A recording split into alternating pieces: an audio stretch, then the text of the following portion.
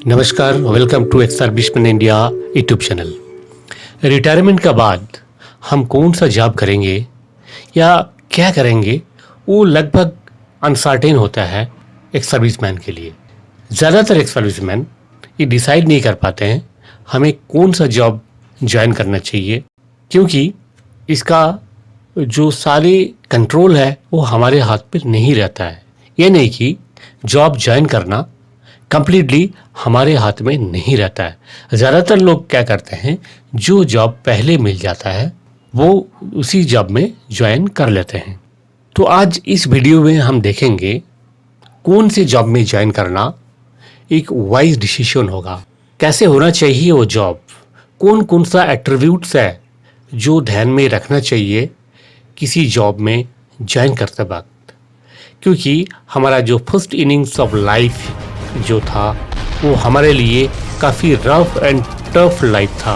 यह नहीं कि हम घर से दूर रह करके और बहुत कम सैलरी में हम लोग जॉब करके आए। ज़्यादातर जेसूज़ जो सर्विस किया और जिस तरह से हमने अपना समय, अपना एफर्ट्स को कंट्रीब्यूट किया ऑर्गेनाइजेशन के लिए, सो अब जो सर्विस में ज्वाइन करना है वहाँ पे ऐसे सर्विस होना चाहिए जहाँ पे आपको मिले maximum benefit in terms of monetary benefit, other benefits, आपका पे एंड पार्क्स, आपका प्लेस ऑफ पोस्टिंग और भी जो भी जितने भी एट्रीब्यूट्स है वो सारे एट्रीब्यूट्स इस वीडियो में हम डिस्कस करेंगे।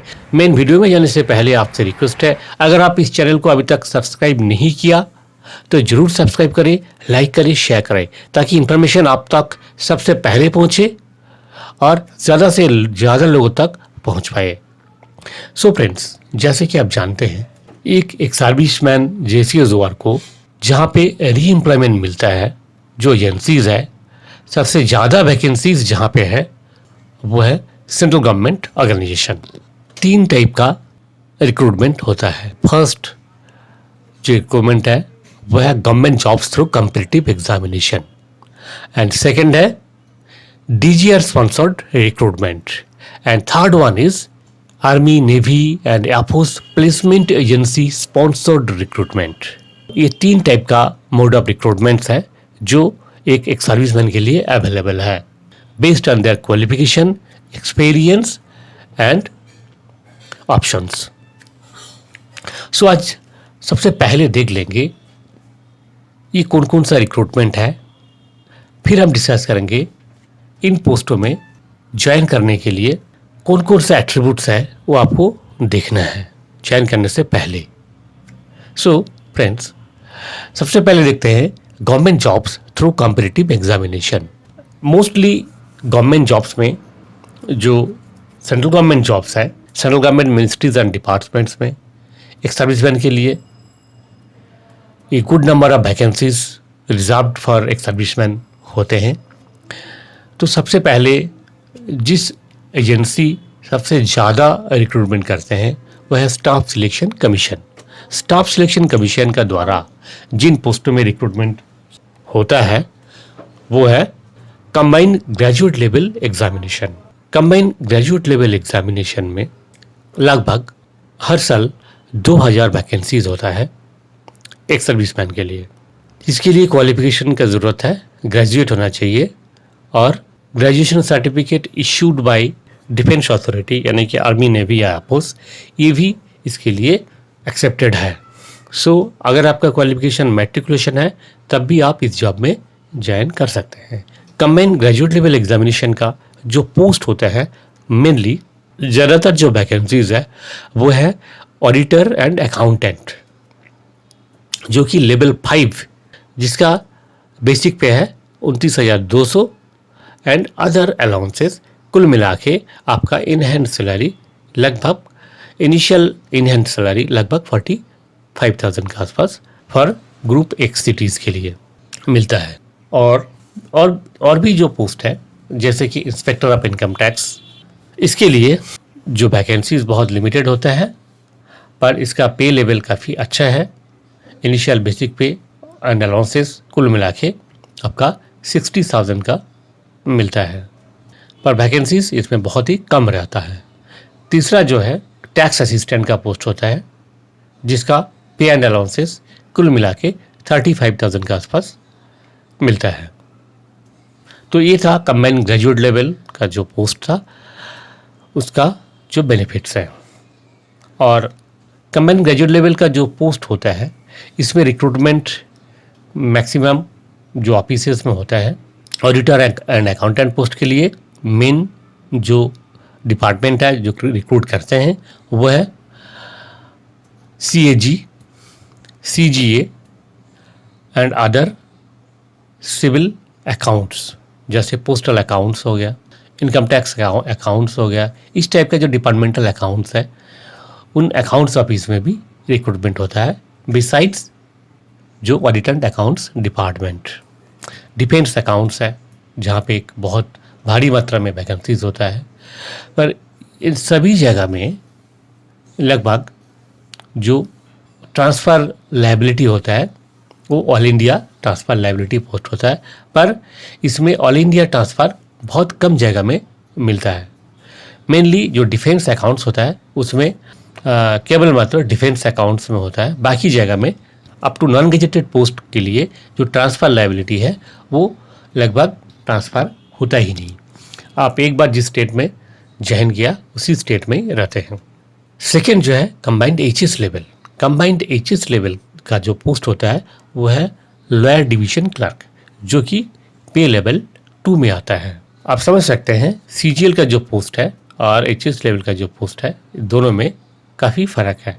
CGL का जो पोस्ट है ज़्यादातर पोस्ट है पे लेवल 5 में, HS लेवल का जो पोस्ट है वो ज़्यादातर पोस्ट है पे लेवल 2 में। CGL का टैक्स असिस्टेंट का जो पोस्ट होता है वो है पे लेवल 4 में, पर CGL का जो पोस्ट है इसमें देखिए, जैसे टैक्स असिस्टेंट है, आप लेवल 4 में ज्वाइन करते हैं, 3 साल बाद ही मैक्सिमम जगह में विदिन 3 ईयर्स आपका प्रमोशन हो जाता है, आपका प्रमोशन होता है पे लेवल 6 में। Similarly audit and accountant and auditor post में जहाँ भी आप ज्वाइन करते हैं, ज़्यादातर जगह में 3 साल में आपका फिर प्रमोशन हो जाता है लेवल 6 में, यानी कि सीनियर ऑडिटर या सीनियर अकाउंटेंट पोस्ट में।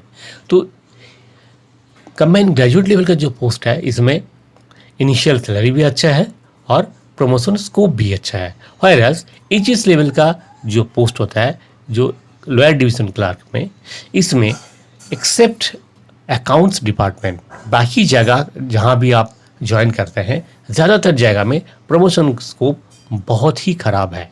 एक तो आपका इनिशियल पे बहुत कम लेवल का है, लेवल 2 का है, और प्रमोशन जो स्कोप ऑफ प्रमोशन है वो आपका अकाउंट्स में ठीक है। अकाउंट्स में अगर आपने ज्वाइन किया किसी भी अकाउंट्स डिपार्टमेंट में, सिविल अकाउंट्स में, ऑडिट एंड अकाउंट्स में या डिफेंस अकाउंट्स में, CGA में, CAG में कहीं भी ज्वाइन किया तो आप डिपार्टमेंटल एग्ज़ाम देके 1 साल के अंदर आप अकाउंटेंट कैडर में या ऑडिटर कैडर में प्रमोट हो सकते हैं, और तुरंत फिर 3 साल बाद आप सीनियर अकाउंटेंट या सीनियर ऑडिटर पोस्ट में आप प्रमोट हो जाएंगे। पर बाकी जगह में जैसे आप MES में ज्वाइन किया या किसी मिनिस्ट्रीज़ में ज्वाइन किया तो वहाँ पे प्रमोशन स्कोप बहुत ही कम है। मिनिस्ट्रीज़ में 5 साल बाद आपको UDC में प्रमोशन मिलता है, और बाकी जगह में तो प्रमोशन का कोई नामो निशाना नहीं है। आपको 10 साल बाद एक MSc मिलेगा, जैसे MES में है। MES में अगर आपने गलती से ज्वाइन किया तो आपका प्रमोशन स्कोप इतना स्लो है वहाँ पे। मैंने देखा कई लोग हैं, मेरा जो जान पहचान का है, 10 साल हो गया अभी तक कोई प्रमोशन नहीं मिला। उनको ज़्यादा से ज़्यादा एक MSc मिलता है 10 साल में। तो वहाँ का जो प्रमोशन स्कोप है बहुत ही ख़राब है। नेक्स्ट है MTS में अगर आप ज्वाइन करते हैं तो आपको इनिशियल जो पे लेवल होता है लेवल 1 में होता है। लेवल 1 का जो बेसिक पे होता है 18,000 रुपया, और बाकी जो अलाउंसेस है वो तो मिलता है इसमें। कुल मिला के आपको 30,000 के आसपास सैलरी मिलता है। MTS का जो पोस्ट होता है बहुत ही लिमिटेड होता है, बहुत कम वैकेंसीज होते हैं, इसलिए कंपटीशन भी काफ़ी है। और ज़्यादातर होता है कि एक्स सर्विसमैन मैक्सिमम जो होते हैं सभी जगह में अप्लाई करते हैं, CGL, HS लेवल, MTS, और जिन लोगों को बाकी जगह में मिलने का चांसेस है, अच्छा मार्क्स जिनका जो लोग स्कोर कर सकते हैं वो MTS में सिलेक्ट तो हो जाते हैं पर ज्वाइन नहीं करते हैं। इसलिए MTS में जो जो सोचते हैं कि बाकी जगह में जिनके लिए compete करना पॉसिबल नहीं है, उनको MTS में मिलता भी नहीं, यही रीज़न है। पर अगर आपको मिल गया, आप सोच रहे हैं कि आप MTS में ज्वाइन करना है, तो आप ज्वाइन कर सकते हैं।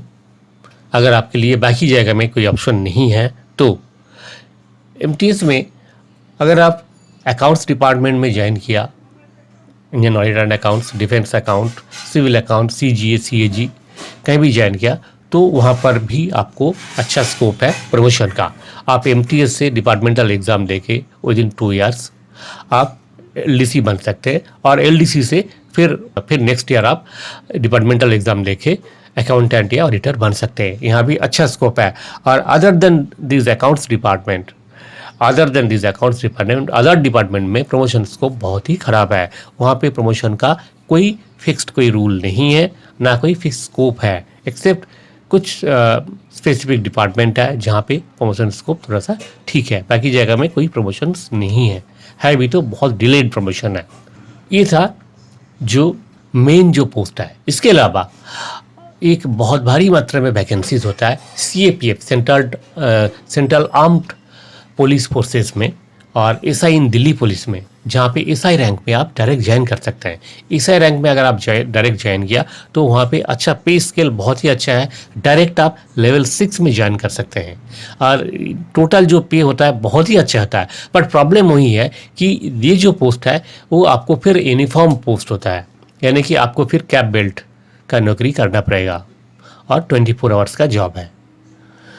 तो इसलिए बहुत लोग हैं इस जॉब को पसंद नहीं करते हैं, क्योंकि first innings of your life it was very adventurous. आप आर्मी नेवी एयरफोर्स जहाँ कहीं भी जॉब करते आए, वहाँ आपने 24 आवर्स का जॉब किया, फिर दोबारा 24 आवर्स का जॉब बहुत कम लोग हैं जो लेना चाहते हैं। पर मॉनेटरी टर्म्स में अगर देखें तो सबसे अच्छा है ये CAPF का पोस्ट है after income tax inspector. Income tax inspector का तो बहुत ही अच्छा लेवल है, पर उसमें बहुत ही लिमिटेड वैकेंसीज है, बहुत कम लोगों को मिल पाता है। उसके बाद नेक्स्ट अगर हम देखें तो CAPF का पोस्ट डायरेक्ट इनिशियल सैलरी का अगर हम ध्यान दें तो बहुत ही अच्छा पोस्ट है। जो लोग दिल्ली में रहना चाहते हैं, दिल्ली का बाहर नहीं जाना चाहते हैं, उनके लिए तो बहुत अच्छा ऑप्शन है SI इन दिल्ली पुलिस। प्रमोशन स्कोप भी बहुत अच्छा है। तो मैं कहूँ जो दिल्ली में रहने वाले हैं आसपास, वो SI इन दिल्ली पुलिस के लिए ऑप्शन दे के आप ये जॉब ले सकते हैं।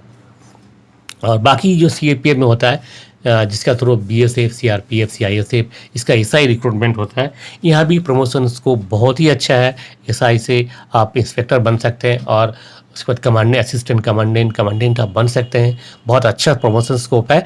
पर यही है, अगर आपको एडवेंचरस जॉब अच्छा लगता है, 24 आवर्स का जॉब आपको पसंद है, तो आप इसमें ज्वाइन कर सकते हैं। नेक्स्ट है स्टेनोग्राफर। स्टेनोग्राफर का ये जो पोस्ट है ये SSC का थ्रू रिक्रूटमेंट होता है, जिसके लिए क्वालिफिकेशन चाहिए ओनली हायर सेकेंडरी। अगर आप फौज में रहते हैं, स्टेनोग्राफी सीखा, या फिर आप PA या फिर स्टेनो कोई पोस्ट में आप थे डिफेंस में, तो आपके लिए ये बहुत ही अच्छा पोस्ट है, और इसका प्रमोशन स्कोप भी अच्छा है।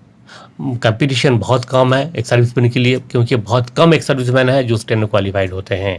तो आपका अगर स्किल है स्टेनोग्राफी में तो आप इसके लिए ट्राई कर सकते हैं। आपका प्रमोशन ज़्यादातर मिनिस्ट्रीज़ में होता है, या फिर जो डिपार्टमेंट में होता है, जहाँ पे पर्सनल असिस्टेंट का पोस्ट में आप ज्वाइन करते हैं। नेक्स्ट है हिंदी ट्रांसलेटर। ये एक बहुत ही हाई ग्रेड का पोस्ट है, मैं कहूँ SSC का, क्योंकि इसमें आपका जो ज्वाइनिंग होता है डायरेक्ट आपका लेवल 6 कहीं लेवल 7 में ज्वाइनिंग होता है। और इसके लिए आपको ट्रांसलेशन का जो स्किल वो रहना ज़रूरी है। आपका ये जो पोस्ट है इसमें ऑल इंडिया ट्रांसफ़र लायबिलिटी रहता है, पर पोस्ट बहुत ही अच्छा पोस्ट है। नेक्स्ट असिस्टेंट कमांडेंट का है। असिस्टेंट कमांडेंट का जो रिक्रूटमेंट होता है CAPF में, ये UPSC का द्वारा होता है, पर इसके लिए एज रिलैक्सेशन आपको मिलता है ओनली 5 ईयर्स, यानी कि 30 ईयर्स तक फ्रेशर रिक्रूट के लिए है, और आपके लिए 35 ईयर्स। अगर आपका एज 35 ईयर्स के अंदर है और आपका तमन्ना है कि ऑफिसर्स रैंक में जॉब करना, तो आपके लिए एक अच्छा अपॉर्चुनिटी है। आप असिस्टेंट कमांडेंट इन CAPF में ज्वाइन कर सकते हैं। इसका जो पे स्केल आप बहुत ही अच्छा है। इनिशियल लेवल जो होता है, आप लेवल 10 में ज्वाइन करते हैं इनिशियली, और टोटल पे जो है कुल मिला के लगभग 85,000 का आसपास होता है। और इसके अलावा बाकी अदर जो फैसिलिटीज़ आपको मिलता ही है। आपका पोस्टिंग होगा आपका बीएसएफ, सीआरपीएफ या सीआईएसएफ, इसी डिपार्टमेंट में जो सेंट्रल आर्म पुलिस फोर्सेस है, इसी में आपका पोस्टिंग होगा। और आप असिस्टेंट कमांडेंट में जब ज्वाइन करते हैं तो आपका प्रमोशन स्कोप है, बहुत ही अच्छा प्रमोशन स्कोप है। जिस लेवल में आप ज्वाइन करते हैं वो इक्विवेलेंट टू आर्मी का जो लेफ्टिनेंट रैंक होता है उसी में ज्वाइन करते हैं। आप रिटायर होते हैं, कम से कम आप इक्विवेलेंट टू ब्रिगेडियर रैंक में जाके आप रिटायर होते हैं। जिनको ऑफिसर रैंक में जॉब करना एक तमन्ना है, फौज में ऑफिसर नहीं बन पाए, उनके लिए मैं बोलूँ ये बहुत ही अच्छा अपॉर्चुनिटीज़ है। पर एज लिमिट आपको ध्यान रखना होगा, 35 ईयर्स के अंदर आपका एज होना चाहिए। तो ये सा एसएससी का थ्रू मिलने वाला जितना भी जॉब्स है। नेक्स्ट था नेशनलाइज्ड बैंक में जो पोस्ट आपके लिए है। मेनली जो क्लर्क या असिस्टेंट पोस्ट में रिक्रूटमेंट होता है, जो कि एक सर्विसमैन के लिए एलिजिबल पोस्ट है। इन पोस्टों में ज़्यादातर रिक्रूटमेंट होता है बैंक में आईबीपीएस का थ्रू। कुछ बैंक्स है जहाँ पे आईबीपीएस का थ्रू रिक्रूटमेंट नहीं होता है, जैसे कि एसबीआई खुद रिक्रूट करते हैं, आईडीबीआई है वो खुद रिक्रूटमेंट करते हैं। तो आईबीपीएस में आपका जो एलिजिबिलिटी क्राइटेरिया है वो ग्रेजुएट होना चाहिए आप, या फिर आपका जो डिफेंस का दिया हुआ ग्रेजुएशन सर्टिफिकेट वो भी इसमें एक्सेप्टेड है। ये जो पोस्ट है आईबीपीएस का थ्रू अब जब रिक्रूट होते हैं नेशनलाइज बैंक में, किसी भी बैंक में, तो यहाँ का जो नेट सैलरी है, जो बेसिक सैलरी है, आप देख सकते हैं स्क्रीन पे।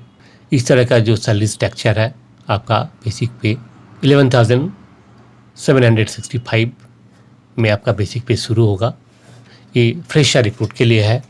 अगर आप जिस बैंक में ज्वाइन किया उस बैंक आपको पे फिक्सेशन अलाउ कर रहे हैं, यानी कि आपका लास्ट पे ड्रॉन का हिसाब से आपको पे फिक्सेशन देते हैं, तो ये तो सबसे अच्छा मॉनेटरी टर्म्स में सबसे अच्छा पोस्ट है, आपके लिए बहुत अच्छा करियर रहेगा।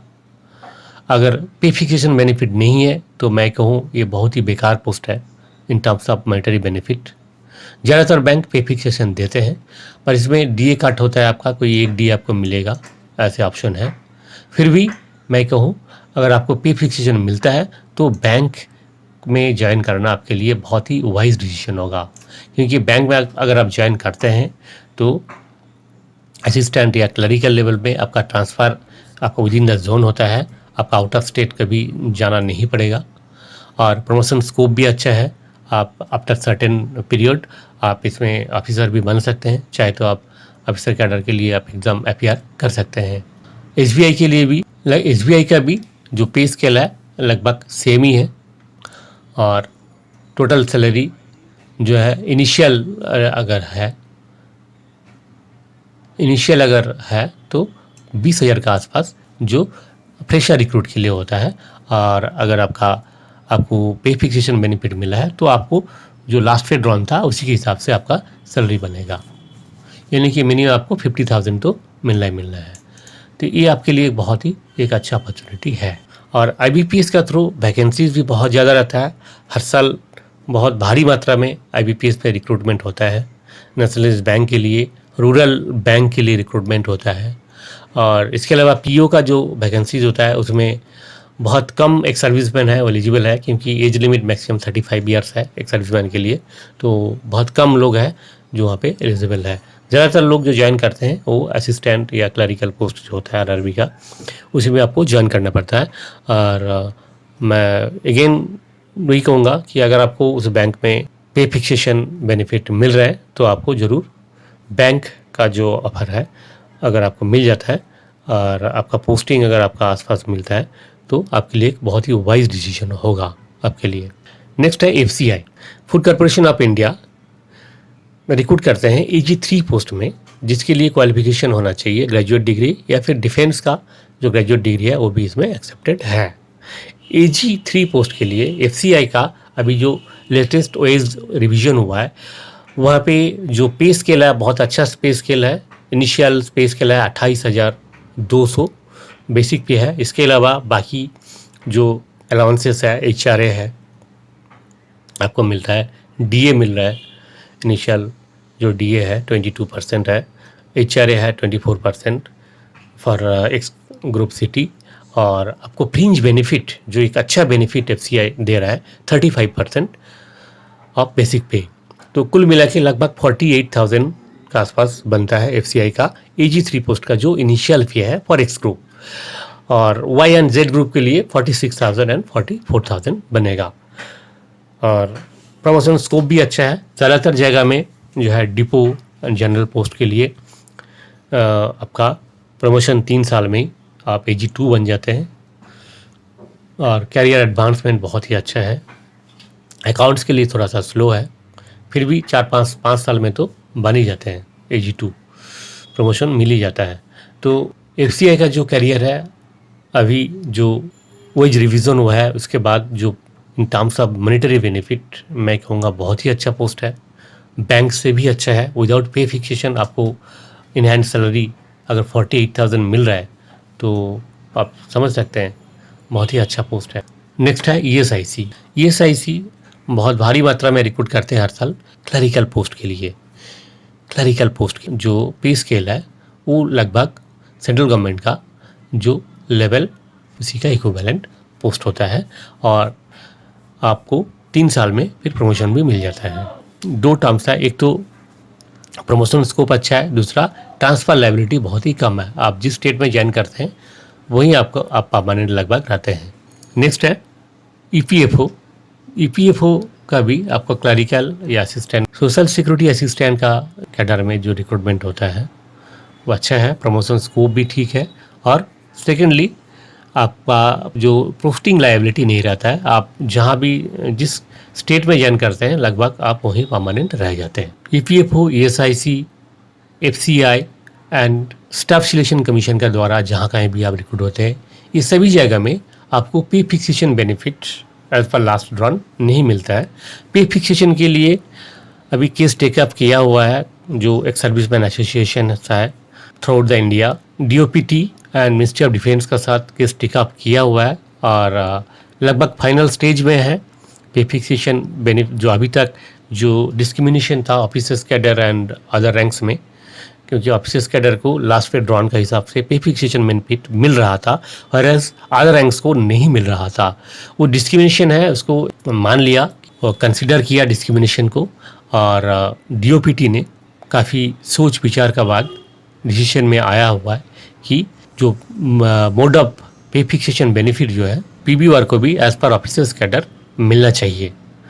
ये उन्होंने एक्सेप्ट किया और ड्राफ्ट ऑर्डर भी प्रिपेयर किया हुआ है, और बहुत जल्दी जो फाइनल ऑर्डर है वो मिल जाएगा, और इन सभी डिपार्टमेंट्स का जो एम्प्लॉइज़ है इनको भी पे फिक्सेशन बेनिफिट मिल जाएगा। और पे फिक्सेशन बेनिफिट मिलने के बाद सभी डिपार्टमेंट्स में आप जिस किसी भी पोस्ट में आप ज्वाइन करते हैं आपका सैलरी लगभग सेम ही जगह में रहेगा। यानी कि आप कहीं भी ज्वाइन करते हैं, आप बैंक में ज्वाइन कीजिए या स्टेट गवर्नमेंट में ज्वाइन कीजिए, आपका in terms of monetary benefit आपको फ़ायदा होगा और आप लूज़र नहीं होंगे।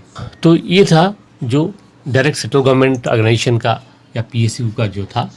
और इसके अलावा एक बहुत अच्छा गुड नंबर ऑफ वैकेंसीज़ जो रहता है वह रेलवेज़ में मेन जो ज़्यादा वैकेंसीज़ रहता है वह ग्रुप डी में अगर आप ज्वाइन करते हैं तो पे लेवल 1 में आप ज्वाइन करते हैं, जिसका बेसिक पे है 18,000, और कुल मिला के आपको जो है टोटल पे होता है 30,000 का आसपास। ग्रुप C क्लरिकल पोस्ट में टिकट कलेक्टर, इसमें अगर आप ज्वाइन करते हैं तो इनका भी टोटल पे लगभग 32,000 होता है। और ASM कैडर जहाँ पे वैकेंसीज बहुत ही कम रहता है, ASM कैडर और गुड्स गार्ड, इसमें अगर आप ज्वाइन कर लेते हैं तो आपका टोटल पे लगभग बनता है 50,000 के आसपास। रेलवेज में भी अभी तक कोई पे फिक्सेशन बेनिफिट नहीं मिल रहा है। रेलवे जोन्स है, RPF कैडर के लिए पे फिक्सेशन बेनिफिट एक्सटेंड किया था, जो कि बाद में वो कैंसिल भी हो गया। तो आप किसी भी पोस्ट में आप ज्वाइन करते हैं रेलवे में, आपका ट्रांसफ़र लायबिलिटी रहता है, वो भी मेनली आपका सिमिलर जोन में ही ट्रांसफ़र होता है, जोनल ट्रांसफ़र है। आप एक जोन से दूसरा जोन में आपका ट्रांसफ़र होने का चांसेस बहुत ही कम है। इसके अलावा आप कॉम्पिटिटिव एग्ज़ाम का थ्रू ज्वाइन कर सकते हैं। आपका स्टेट गवर्नमेंट में जो ज़्यादातर होता है गवर्नमेंट एडमिनिस्ट्रेटिव डिपार्टमेंट होता है, स्टेट गवर्नमेंट का PSU जो होता है, आपका एडमिनिस्ट्रेटिव डिपार्टमेंट जैसे कि ब्लॉक ऑफिस होता है, म्यूनिसिपल ऑफिस होता है, हेल्थ ऑफिस होता है, पंचायत होता है, जो लॉयर डिवीज़न कोर्ट या फिर हाई कोर्ट वगैरह यहाँ पे आप ज्वाइन करते हैं। तो यहाँ भी बहुत अच्छा वैकेंसीज रहता है, बहुत एक good number of vacancies for एक सर्विसमैन यहाँ पे रहता है। इनका जो पे स्केल है हर स्टेट का अलग अलग है।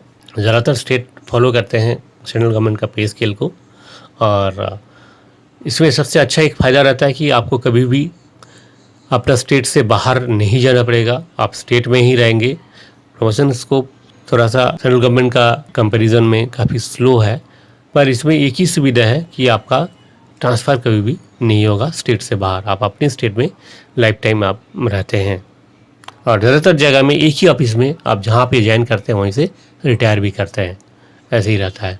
तो अगर आप पोस्टिंग का जो हैज़ार्ड है आप बिल्कुल ही नहीं लेना चाहते हैं और अपने स्टेट में ही रहना चाहते हैं परमानेंटली, तो आप स्टेट गवर्नमेंट का जॉब के बारे में भी सोच सकते हैं। तो ये था कम्पिटिटिव एग्ज़ाम्स का थ्रू मिलने वाला जो पोस्ट है। इसके अलावा डीजीआर स्पॉन्सर्ड रिक्रूटमेंट होता है। डीजीआर ने भी टाइम टू टाइम बहुत सारे वैकेंसीज निकालते हैं, जो mainly government and non government दोनों जगह के लिए।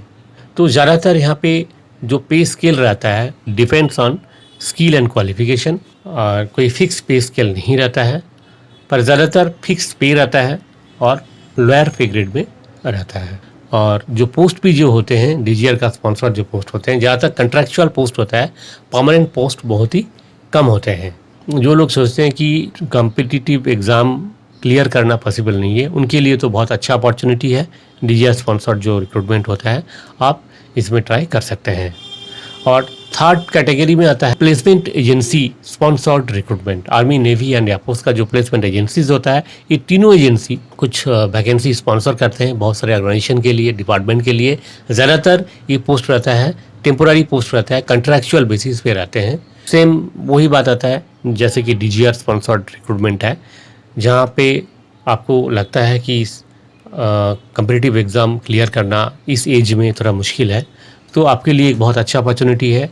आप sponsored recruitment by placement agency इसका सुविधा आप ले सकते हैं। सो फ्रेंड्स, हमने देख लिया कि तीनों कैटेगरी का जो पोस्ट है, जिस पोस्ट का जो एट्रीब्यूट्स है, जैसे कि आपका मॉनेटरी बेनिफिट्स हो गया, प्रमोशन हो गया, आपका प्लेस ऑफ पोस्टिंग हो गया और नेचर ऑफ जॉब हो गया, ये सारी चीज़ों को ध्यान में रखते हुए मैं तो यही कहूँगा कोई भी पोस्ट ख़राब नहीं होता है, पर आपको अपना हिसाब से, अपना सूटेबिलिटी के हिसाब से आपको देखना है कि मैं अगर आपके पास ऑप्शंस हैं, मान लीजिए आपको बैंक में भी मिला है, स्टाफ सिलेक्शन का भी जॉब आपको मिल गया, आपको रेलवे में भी मिला है, कई सारे जगह में आपको सक्सेस मिला है, तो उस समय आपको अपना चॉइस करना चाहिए। अगर आपके पास कोई ऑप्शन है ही नहीं, तो मैं तो यही कहूँगा आपको जहाँ कहीं भी मिलता है फर्स्ट वो आप ज्वाइन कर लीजिए, क्योंकि इस समय बहुत सारे डिपार्टमेंट में हम देखते हैं एग्ज़ाम रिज़ल्ट निकालने के बाद भी कैंसिल हो जाता है, एग्ज़ाम होने के बाद भी रिज़ल्ट निकलता नहीं, 2 साल 3 साल तक कोर्ट केस में फंसा रहता है। तो अगर आपको ऐसे लगता है कि किसी एक ही जगह में आपको मिला है, बाकी जगह का अभी तक कोई क्लियरेंस नहीं मिला, तो आप ज्वाइन कर लीजिए, वहीं पे ज्वाइन कर लीजिए। As per latest government order आप किसी भी डिपार्टमेंट में अगर ज्वाइन करते हैं, और आप जब ज्वाइन करते हैं आपको एक डिक्लेरेशन देना पड़ेगा कि आप और जहाँ कहीं भी एग्ज़ाम दिए हुए हैं उसका एक लिस्ट बना के आपको इंटीमेट करना पड़ेगा, ताकि अगर उस डिपार्टमेंट का रिज़ल्ट निकल जाता है और इससे अच्छा अपॉर्चुनिटी आपके पास है, तो इस डिपार्टमेंट को छोड़ के आप उस डिपार्टमेंट में, नए डिपार्टमेंट में जाके ज्वाइन कर सकते हैं। ये अपॉर्चुनिटी है, पहले नहीं था। 2014 अगस्त के बाद ये रूल लागू हुआ है और इसके लिए इसका जो सुविधा है आप उठा सकते हैं। इसलिए मैं तो ये कहूँगा पहले आपको जहाँ अपॉर्चुनिटी मिलता है वहीं आपको ज्वाइन कर लेना चाहिए और फिर आप शिफ्ट कीजिए जैसे सब्सिक्वेंट जो रिक्रूटमेंट है उसका रिज़ल्ट निकलता है। तो पर जैसे कि आपको बताया कि जो पोस्ट का प्रमोशन, ट्रांसफ़र, मॉनेटरी बेनिफिट ये सभी चीज़ों का देखते हुए, सभी चीज़ों को ध्यान में रखते हुए आपको ज्वाइन करना चाहिए। और इनमें से जो बेस्ट कैटेगरी अगर आप कहेंगे तो मैं तो कहूँगा एसएससी सीजीएल का जो पोस्ट होता है नंबर 1, नंबर 2 है बैंकिंग का जो पोस्ट होता है, नंबर 3 है एफसीआई का AG3 लेवल का जो पोस्ट है, और रेलवे का नॉन टेक्निकल पोस्ट जैसे एएसएम एंड गुड्स गार्ड। ये जो है टॉप रैंक का जो कुछ जॉब्स है, इसमें अगर मिल जाता है किसी भी जगह में तो आप बिल्कुल आंख बंद करके ज्वाइन कर लीजिए, सब्जेक्ट टू आपका प्लेस ऑफ पोस्टिंग। हाँ, ये तो ज़रूर आपको ध्यान में रखना चाहिए कि आप जहाँ पे रह रहे हैं वहीं पे आपका पोस्टिंग अगर है तो उससे बेहतर कुछ होता ही नहीं, चाहे आपका सैलरी कुछ कम हो तब भी ये आपके लिए बेहतर है। तो ये सारी चीज़ों का जो ऑप्शंस है ये डिपेंड करता है पर्सन टू पर्सन, ये वेरी करता है पर्सन टू पर्सन। आपका क्या पसंद है, आपको एडवेंचर पसंद है, आप घर से दूर रहना पसंद करेंगे या नहीं, आप करियर के लिए आप सेक्रीफाइस करेंगे या नहीं, ये सारी चीज़ आपका पर्सनल इसके ऊपर डिपेंड करता है। आप किस तरह का जॉब करना चाहते हैं इस पर डिपेंड करते हैं। पर ये सारे जॉब्स के बारे में जो इन्फॉर्मेशन आपको बता दिया, ये इन्फॉर्मेशन हो सकता है आपके लिए हेल्पफुल होगा।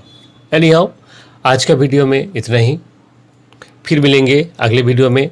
और वीडियो का अंत में आपसे रिक्वेस्ट है, अगर इस चैनल को आप अभी तक सब्सक्राइब नहीं किया तो जरूर सब्सक्राइब करें, लाइक करें, शेयर करें। जय हिंद, जय भारत।